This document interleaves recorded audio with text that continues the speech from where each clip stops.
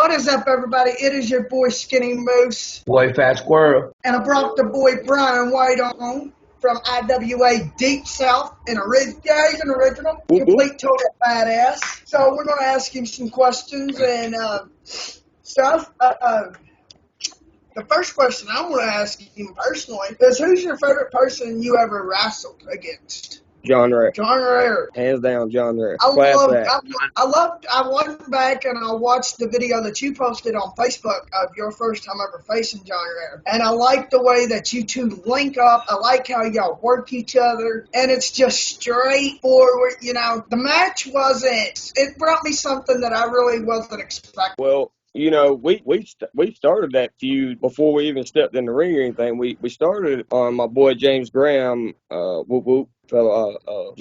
We started on his little show on Outlaw Mud Show Wrestling, and we started feuding then. And people really thought we were shooting. Like, they legit thought it was real. And John called me and he says, "How would you like to do a street fight with me at the next IWA show?" I said, "Well, John, I'm not licensed in Alabama." He said, "Don't worry about that. We'll take care of that. Do you want to do it?" I was like, "Sure." So he got me in touch with Kevin. Me and Kevin worked out the logistics. I came down there and nobody knew who the hell I was from Adam's House Cat. I was just a fan sitting in the crowd. And John come out there. We let a few matches run. And then John, at a moment, he's just like, "Hey, I could post the video later." But he basically just says, "There's a guy here in the crowd who wants to be a little keyboard warrior and thinks he can run his mouth, blah, blah, blah." And he calls me out. And then later on, we had the street fight in front. And y'all, this armory had no air conditioning. I remember this so well. It had no air conditioning at all. And we were out there, and there was well over 250 plus just packed in there, and there's so much hot air in there, and we was just dying. I mean, dying. It was so hot. But the match went over great. John put me over, which was unexpected. That part, I to this day cannot understand why he put me over, but he did. And I'm forever grateful for it, because, I mean, that was the start of something beautiful for me at IWA. And then we started our feud, and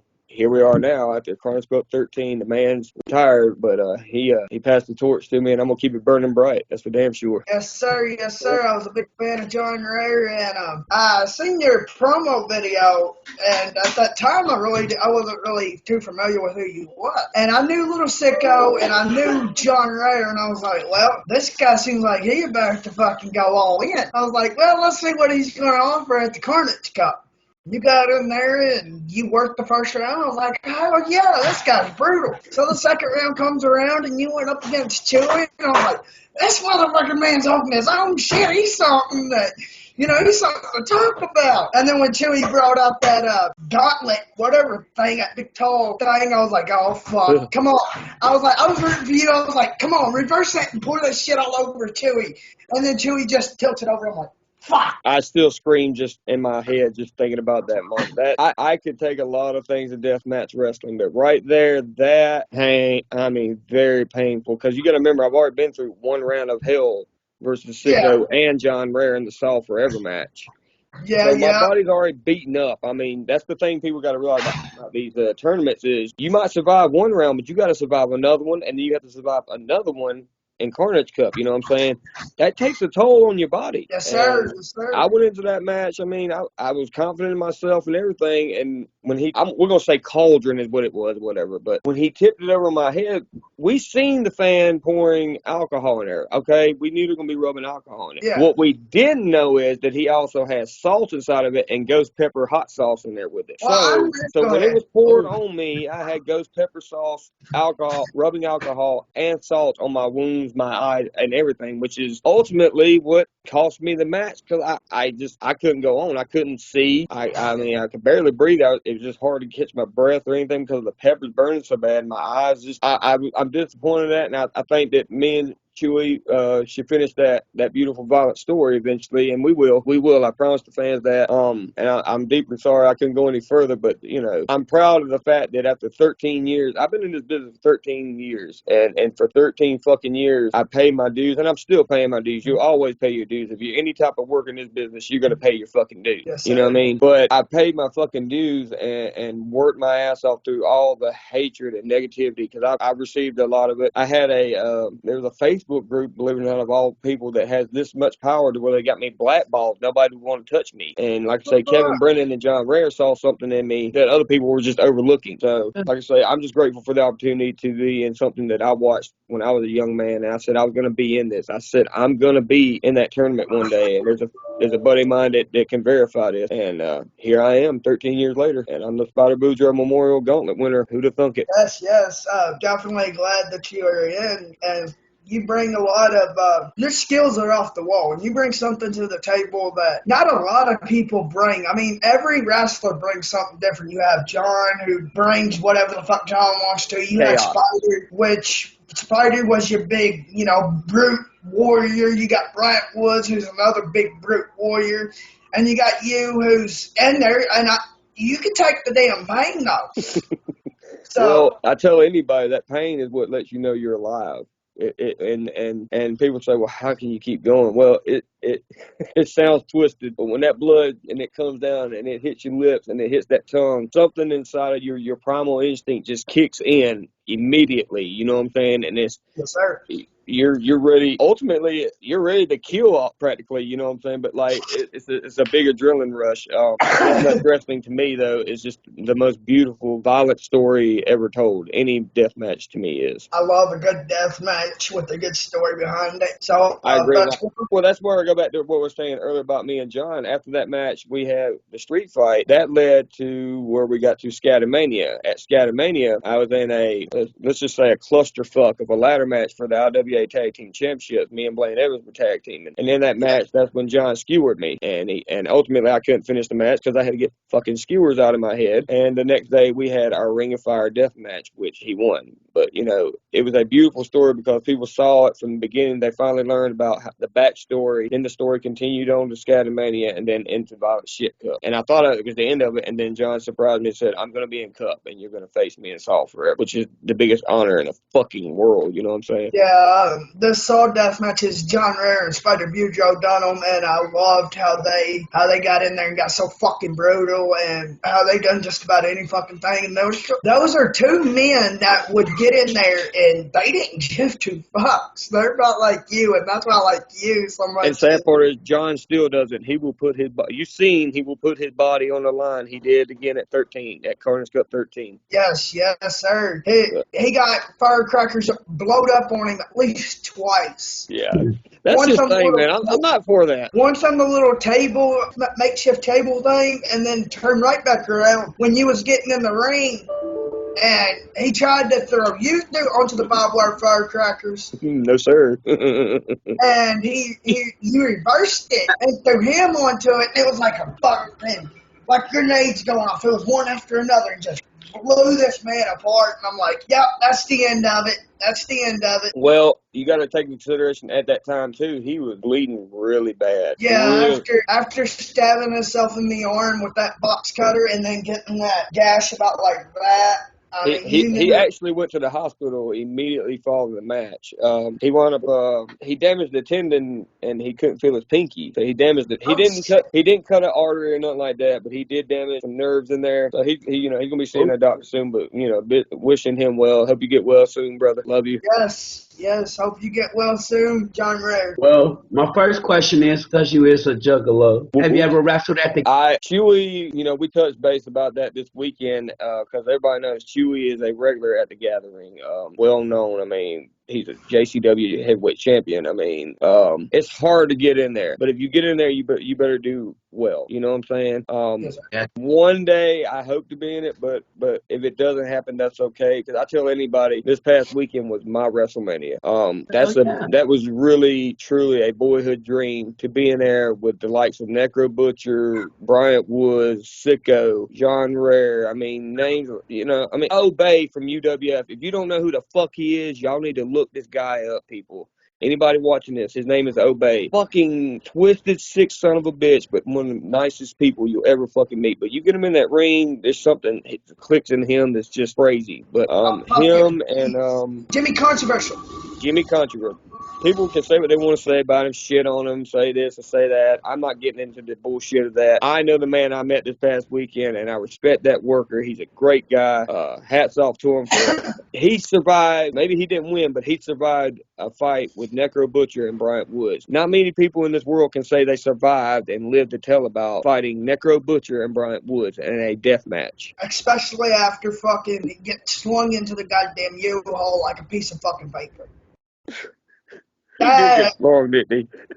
I was watching that and I was like, okay, these two big men done took out Jimmy, so it's going to be a beast among men. Jimmy comes running up. Next thing I know, whoosh, I'm like, what the hell just happened to him? He survived Necro punching him. So another question I'm going to ask you is, what is your worst injury you've ever had? Doing either a death match or a backyard match? I'm going to say, someone has the video floating around. I had a heart attack in the ring and died on the floor outside the ring and was brought back to life by a referee. Matter of fact, it was my buddy Ben Wright. We wrestled together at American Pro Wrestling in Spartanburg, South Carolina. And that's where this happened at. It was me and someone else. We were Damian Legion. Excuse me. We were facing Chief J Eagle and I think Dusty Money. Chief J Eagle gave me a couple of chops and then something just didn't feel right. And when he did the last one, he was getting his pop, and he came to me and I raked him in the eyes, and I walked over. The last thing I remember was walking over to the corner, tagging Damien, going out, hitting the floor, and I see my trainer. He was sitting in the crowd, and I looked at him. I said, "Call 911," and that's the last thing I remember. And then I woke up to the referee giving me CPR on the floor while they waiting on the ambulance. Holy shit! Yeah. Oh yeah, I had a heart attack. I'm glad you're still here with us. Thank God. Oh yeah, dude. You can't keep a Juggalo down. Hell no. But that's probably the worst. That's The next one I have is would you ever travel to other countries to do deathmatch, like Japan, Australia, stuff like that? That would be a dream. Any deathmatch wrestler should strive for that. They should, because this is like I said before, a beautiful form of art, but it needs to be shared with the world. The United Kingdom is just now really starting to come onto the scene with it. The United Kingdom is, because it's such a black eye over there to their people. Yes, but, yes. Australia has deathmatch down under. Joel Bateman and them doing good things. I want to go to Japan. Freedoms would be, or Big Japan, pro wrestling. One of them. Yes. That would be a dream. If you're not striving for that, you're in this for the wrong reasons. I mean, yes, we do it because we love it, but you've got to get something out of this, you know what I mean? In my opinion, Yes, I mean, what I'm getting back from it is memories of a lifetime. Some you can remember, some you can't. It just happens that way. But memories of a lifetime, I mean, with brothers that you'll never forget and stories that you'll take to your fucking grave. I mean, just the family. Hell yeah. Yes. But I would love to do that. I would absolutely die to do that. Matter of fact, Lil Sicko, Jay Blade, and I believe Obey was too. They were offered to come to NGX in Mexico. So let's hope that goes through for my boys. I hope it does. They deserve it. If anybody deserves it, I mean, Sicko and Jay Blade definitely do. Obey does as well. But, this weekend was the first time I've seen Obey in action in person. But I've known Jay Blade and Sicko for a while, and they both are very well deserving of that. So if you have a dream opponent, alive or dead, who would you face? Like anybody that you could face, even whether he be alive or dead. My hero, Terry Funk, the man Oh, fuck yeah! I'd love to see you fight Terry Funk. That's the man that inspired me to become a wrestler. Terry Funk is deathmatch. Yes, And sir.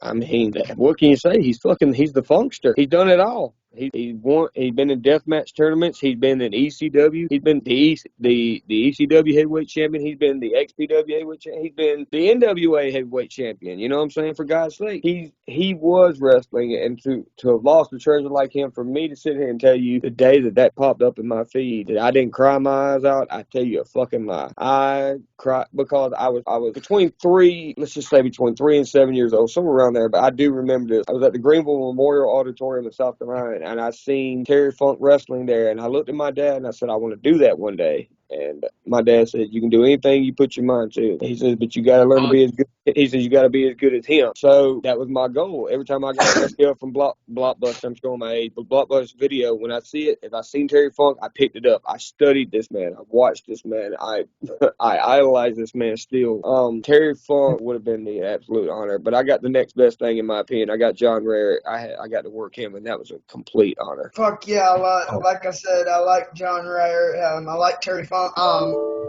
He was before my time, but I've still watched a lot of his good matches. Him and Onita in that barbed wire explosion match.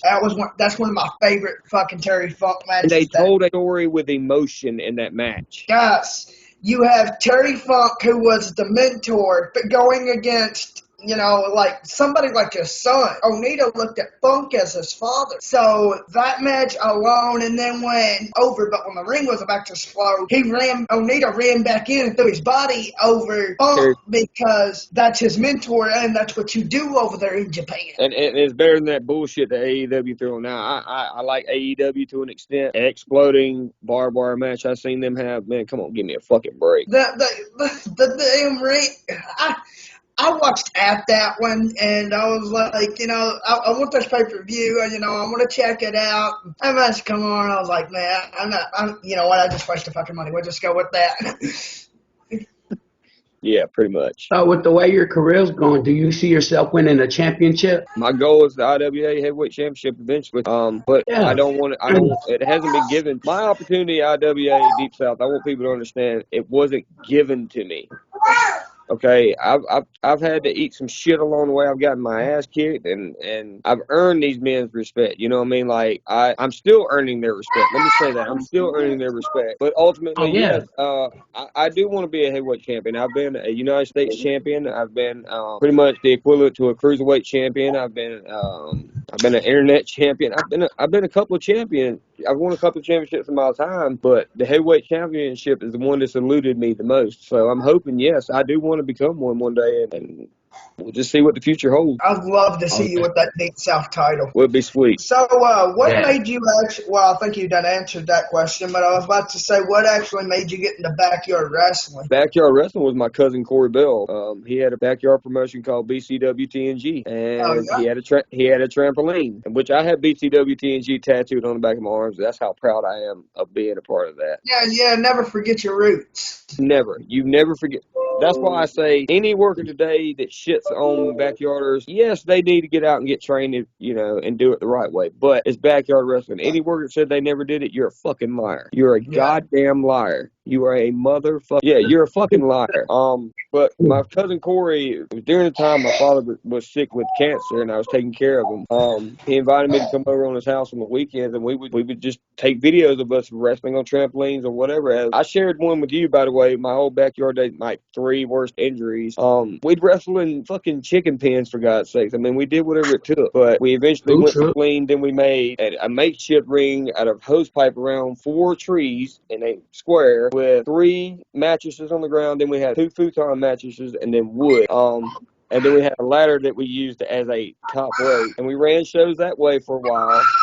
And then eventually we had a real ring, and we started doing shows like that. But then the South Carolina Athletic Commission found out and gave us a cease and desist order. So we stopped that. And then I found SCBYWA, which is the South Carolina Backyard Wrestling Association. I found that through Brandon Lawton, a.k.a. Sean Van, which is the man. Here's another little thing that people don't know. My catchphrase, "Boo if you love it," came from him. He gave it to me and allowed me to use it. So, so the original was Sean Van, Brandon Lawton. And if you're watching this, thank you, brother, for everything. Thank you for the opportunities. Thank you for getting me to this point. I love you forever. Thank you so much, Scarlett, the girls. Love y'all. But thank y'all for bringing in this brutal, bad motherfucker. Sorry about that, but I gotta give him respect where it's due, y'all. Brandon threw an event called WrestleFest, and we had a Light Bulb Massacre 1 and 2, and I was in both of them. So that was like the roots of my death matching right there, which I'll share that video with you soon. You can put it on your page or whatever, review it. But it was fun. It was me, a dude named Eric Thompson. His work name at that time was Malice. Can't think of the other guy. His name was Rock the Pimp. Yeah, that was his work name. And who was the other one? Asylum. And it was just a great match. I'll share it with you, but it was good memories. And that's, like I say, that's what inspired me. Eventually, we were shut down after my Light Bulb Massacre 2 match. They completely said, the Athletic Commission has a video on file to show people what underground fight clubs are considered in the state of South Carolina. They used my video of that as a teaching tool, if that tells you anything. So we went legit, and we went indie, and we became SCW. Now, not Southern Championship Wrestling, we were South Carolina Wrestling.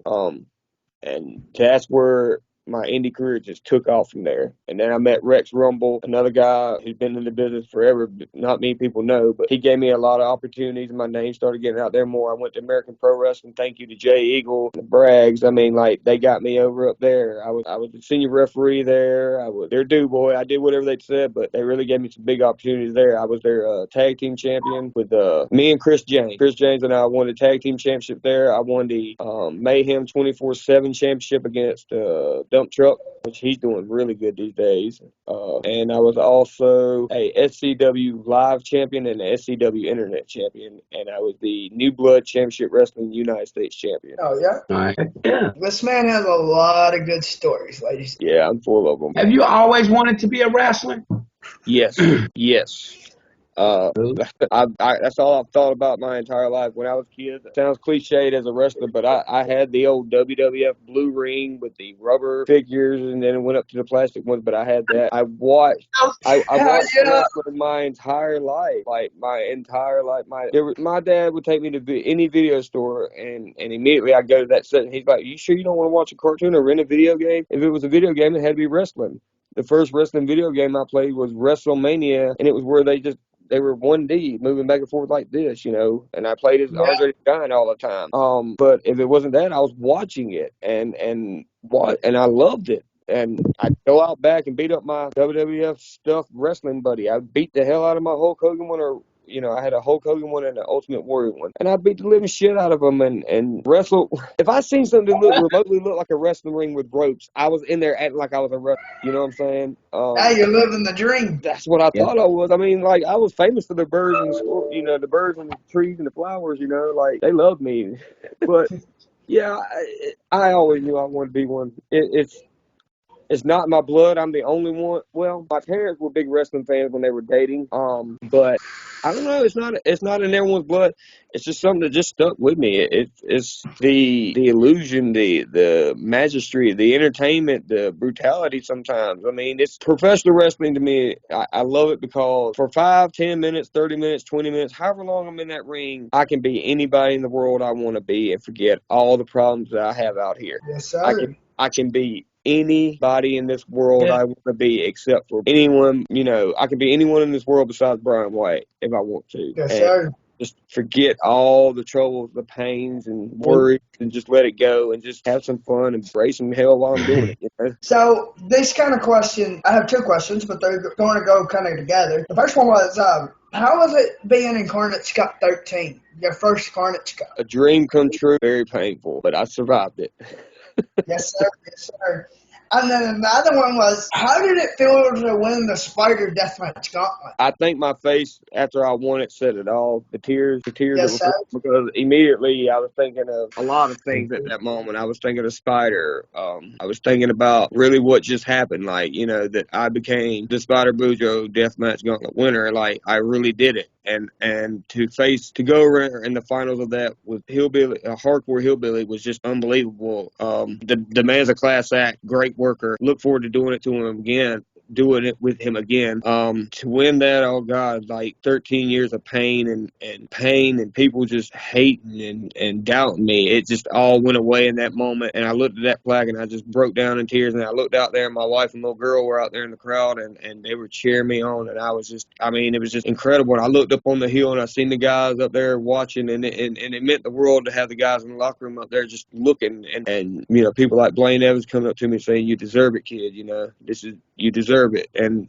I don't know, I'm getting a little emotional thinking about it now, but it was incredible. That is, if I never win a heavyweight title, that was my heavyweight title moment. I called Squirrel and I was like, Brian White, and hardcore's in the finals of this gauntlet. I'm like, it's going to probably be Brian White, but when Hillbilly dropped down and he was like, oh fuck, come on. And then like after you won, I looked at Squirrel and I was like, oh my god. And he was like, what? I was like, Brian White just won this motherfucker. He deserves it. That dude is awesome. I love Hillbilly. God, I love him. I love him. He's funny. He's funny into the shit. And I like the way that he sells the gimmicks. And I like the way that he comes out and he's down to earth.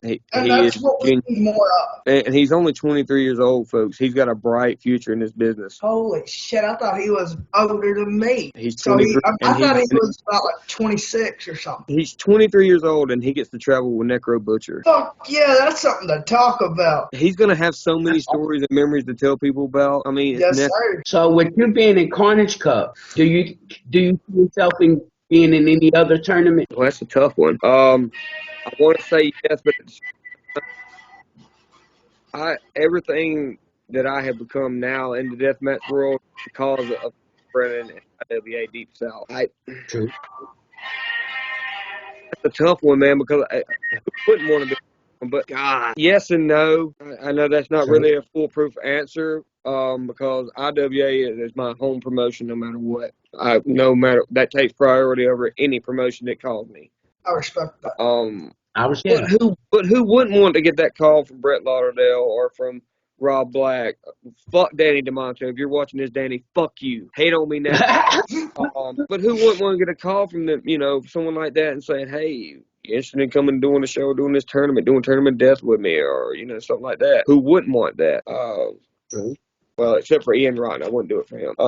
I agree there. Yeah, but we're not going to touch that subject because he doesn't exist in my book no more. Anyways. I wish my boy Axel Rotten was still going, though. But yeah, R.I.P. I'll take Axel over Ian any fucking day of the week. I'm sorry. I'd like to try Insane 8. I'd like to be a part of that. That would be fuck cool. Yes. If VOW, if they would come back and run their tournament, I would definitely do that. Because our fallen brother Colt 45 was there. I missed him. Colt 45, Southern Deathmatch name that went around a lot. Him and Terry Houston. These are names that not many people know.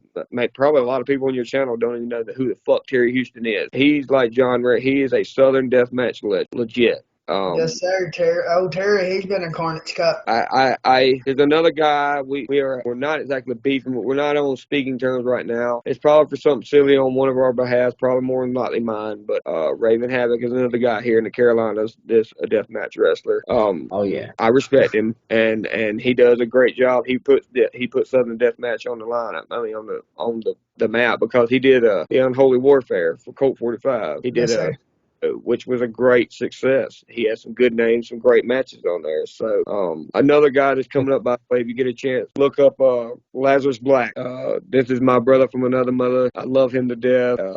Great guy. He's been working with TPW a lot, so check him out. Lazarus Black. He's the future of deathmatch wrestling as well. Like Lil Sicko, he's one of them guys, that just will give everything to this business. I like Raven Havoc.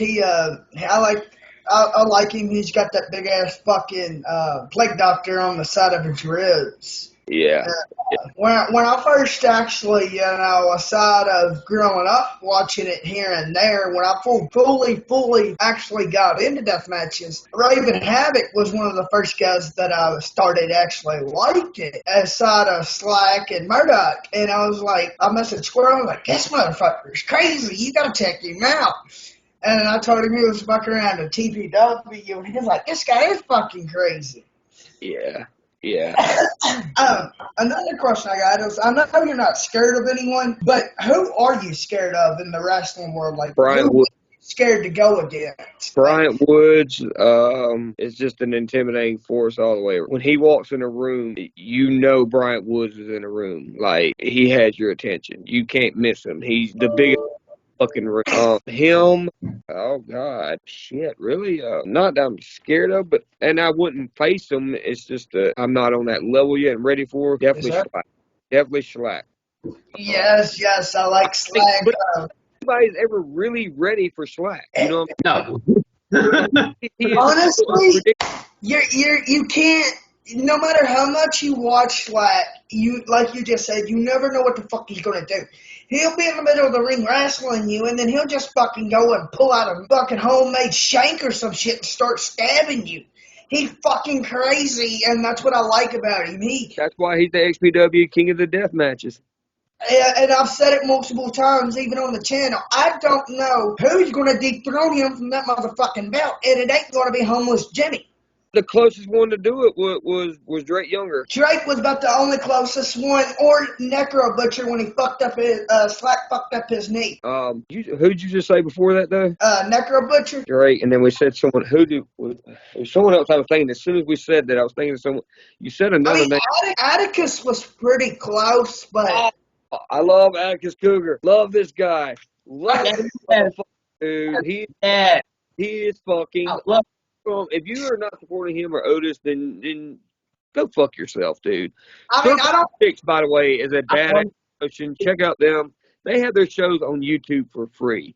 Okay, yeah. Circle Six, check them out. I fuck with Otis. I'm not really too big on Atticus himself. I respect him, but his attitude and the way that he does things. He can work. That man can work. But his brother, now, that big boy can move, and I like what Otis has to offer. Well, what does he have that Atticus does? Atticus, oh my God. He can tell a story. His promos are amazing. He can wrestle besides deathmatch wrestling. He's took on some of the biggest names and called out the biggest names and faced them and lived to tell about it. He's been to war with people, breaking buckets with people. And I have to disagree with you on that one, homie. No. Hey, I'm a big Atticus now. Yeah. If you had the chance to fight Atticus, would you fight Atticus? Absolutely. Absolutely. Now, and proudly. Yeah, hell of a man. I would proudly let him skewer me. Yeah. Absolutely. And another question is, what's your theme song and why do you come out to it? Okay, so I had one. It was the Dead Silence remix that I was coming out to, and I chose the Oddities because, well, it's fitting for a Juggalo. I mean, you know, we're not exactly the most sanest people you meet, but we're not the meanest like everyone thinks. I guess I did it as a tribute to the family, to the Juggalo family. You know, there was already clowns there representing Sicko and Sadisto and all them, but I mean, you know, there's let's see, the Juggalos that were there, me, Sicko, Sadisto, Jay Blade, Blaine Evans, Bryant Wood, Necro, the whole Carnage Cup. Pretty much the entire Carnage Cup. Yeah, there are Juggalos everywhere. I mean, but it was, God, awesome. I just don't know how to say it. If that's as close as I get to the gathering, I'll take it because we were camping out, having a good time. Necro sitting around, head still bleeding. He's just sitting there drinking beers, telling stories, and just you're like a kid watching your favorite cartoon. You're listening and you're just in awe of this man because like he's done so much for this business and he's given his body, he's given everything, and the man beat cancer and came back, and look at him now. Yes, he looks like he didn't even have the damn thing. He's just the most coolest, smartest people you'll ever meet. Very humble. Never acts like he's too big to take a moment to just talk with you and let you pick his brain or to take a photo or anything like that. Necro, whatever you call him, is everything that I want to be when I become a veteran in this business. Yes, sir. You know, and I've got my 13 years. I ain't got nowhere near what half of these guys have got, but 13 years is a long time. I do have some guys that come up to me and ask for advice. I've also faced my student in a match before, Ace Harris. I faced him in August and gave him some skewers, by the way. But oh shit. Yeah, I'll send you that match as well. It was a student versus teacher match.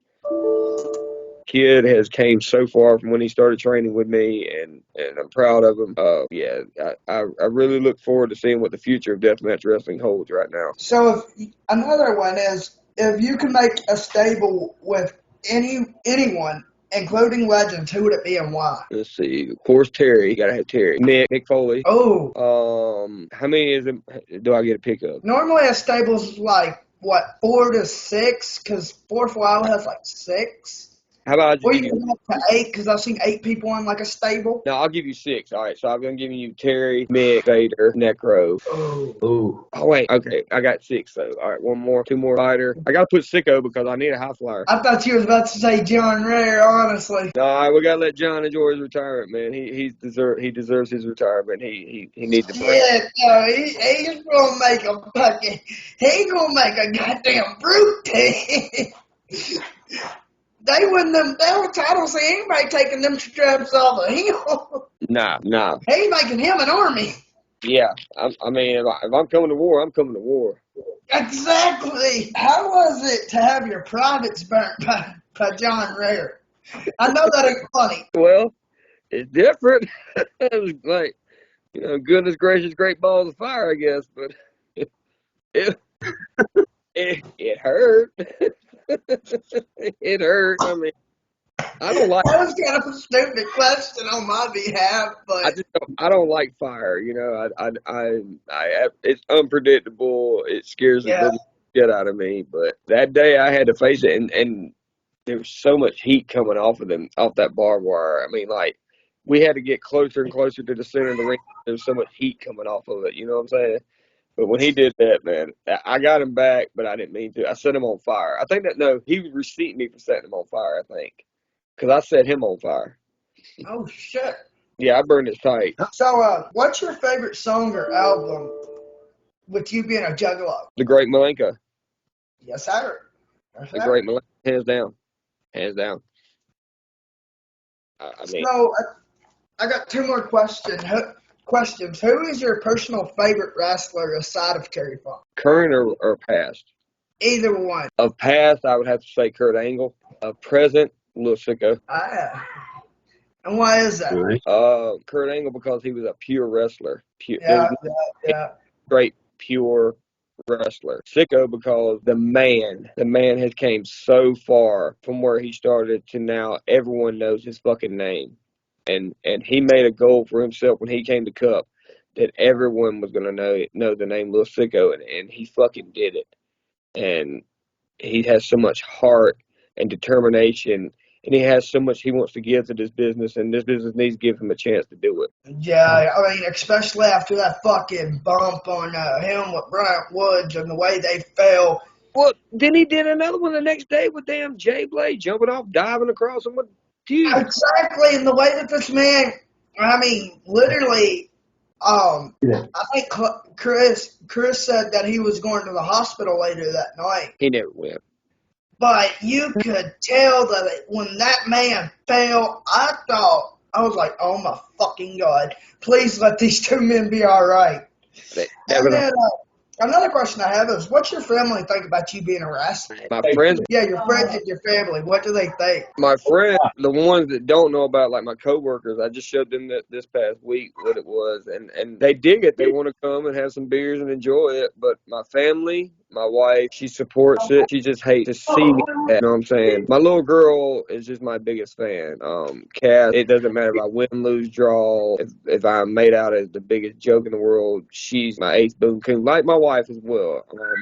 But my wife it's the after part of death matches that she doesn't like to care because she's the only one that I will let super glue me back together or touch my wounds or anything. I don't go to hospitals. Anybody knows one thing? I don't do hospitals. She is my hospital. She's my nurse. She's my rock. She's my best friend. My wife is incredible.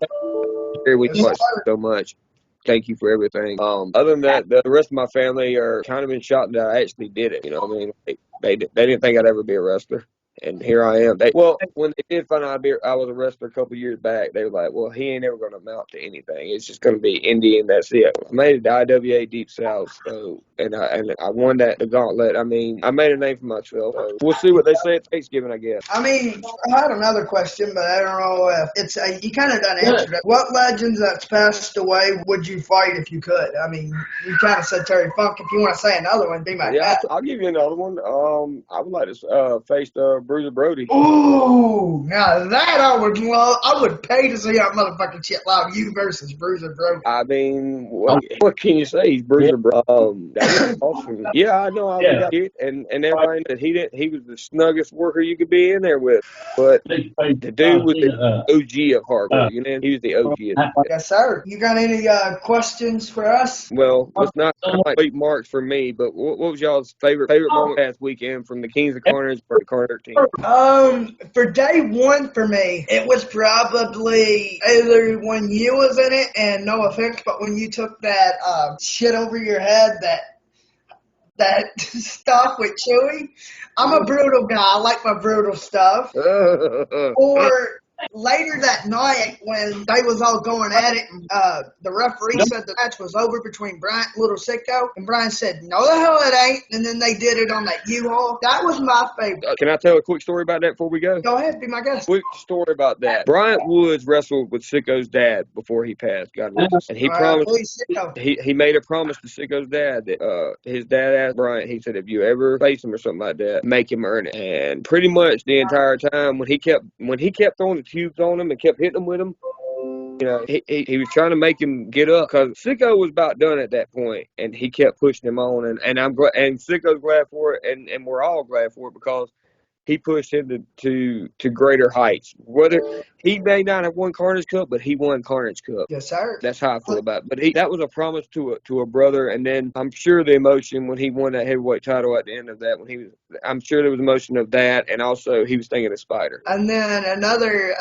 for night 2, it would be when you won the gauntlet. I loved that. I loved how you, I wasn't really expecting you to see you in it, but I love how you come out there, and I love your work ethic and how determined you fucking was. And then I was like, you know, I love how you wasn't just going to give it to Hillbilly. You're going to make him work for that shit. Well, he made me work for it too in his defense. And then later that night, I liked the Tarzan versus Sick Boy match. Oh, two great people.